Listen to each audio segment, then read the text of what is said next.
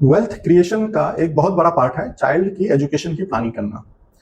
आप जब भी चाइल्ड एजुकेशन की प्लानिंग करें तो एक बहुत बड़ा पॉइंट है इन्फ्लेशन, उसको फोकस में जरूर रखिए। इसको कैसे समझे? देखिए, एक फॉर्मूला मैंने बताया था, रूल नंबर 72। रूल नंबर 72 क्या कहता है कि आपका जो रिटर्न है या फिर जो पीरियड है उसको 72 से डिवाइड करेंगे तो आपको परसेंटेज ऑफ रिटर्न या कितने पीरियड में वो पैसा डबल होगा उसका आइडिया आ जाएगा। तो अगर आप मान लीजिए एजुकेशन की इन्फ्लेशन है 10%, तो 72 से 10 को डिवाइड करेंगे या 72 को 10 से डिवाइड करेंगे तो आपके पास पॉइंट आएगा 7.2%। यानी 7 साल में आपका आज का एजुकेशन का खर्चा डबल हो जाएगा।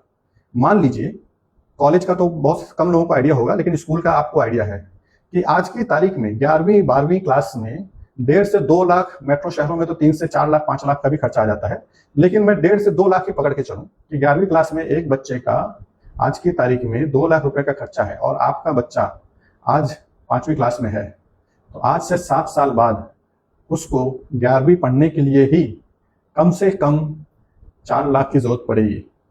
और ये तो मैंने स्कूल फीस की बात कही। कई लोग 10th के बाद ही जेई एनईटी की कोचिंग चालू कर देते हैं, तो 11 12 के तो खर्चे हैं ही, उसके बाद कोचिंग के भी खर्चे। अब कोचिंग में ध्यान रखिए, कोचिंग एजुकेशन नहीं है, सिर्फ 3 घंटे के एग्जाम की प्रिपरेशन है, उसके पीछे लाखों खर्चे हो जाएंगे। उसके बाद एडमिशन मिल गया तो वहां पे कॉलेज की फीस, हॉस्टल की फीस, उसकी पॉकेट मनी वो अलग।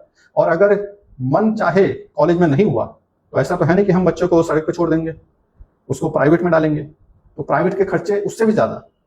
तो जब भी आप चाइल्ड एजुकेशन की प्लान करिए तो इन्फ्लेशन को, उसके साथ कोचिंग की क्लासेस को, उसकी पॉकेट मनी को, हॉस्टल फीस को, सरकारी में नहीं हुआ तो प्राइवेट में कितनी फीस है, इन सब को ध्यान में रख के ही प्लानिंग करिए।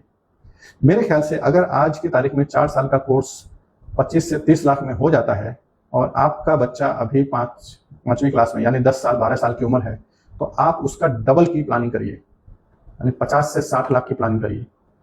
मेडिकल में जाएंगे तो आज की तारीख में 1 करोड़ का खर्चा है। तो उन चीजों को ध्यान में रख के सबसे ज्यादा हाईएस्ट रिटर्न देने वाले प्रोडक्ट के अंदर इन्वेस्ट करिए। लाइफ इंश्योरेंस सिर्फ एक सिक्योरिटी है, उसको एज ए रिटर्न मत लीजिए। बैंक की एफडी, पोस्ट, पीपीएफ, ये इमरजेंसी फंड आपकी रिटायरमेंट की प्लानिंग है। अगर रिटायरमेंट का खर्चा आप बच्चे के पीछे खर्च कर देंगे, असल में बच्चे के पीछे भी नहीं खर्च करते, वो तो कॉलेज वालों को हम दे देते हैं, कॉलेज वालों को दे देंगे, 3 साल बाद बच्चा क्या करेगा, आप भी खाली हाथ, वो भी सड़क पे। तो इन चीजों को ध्यान में रखिए।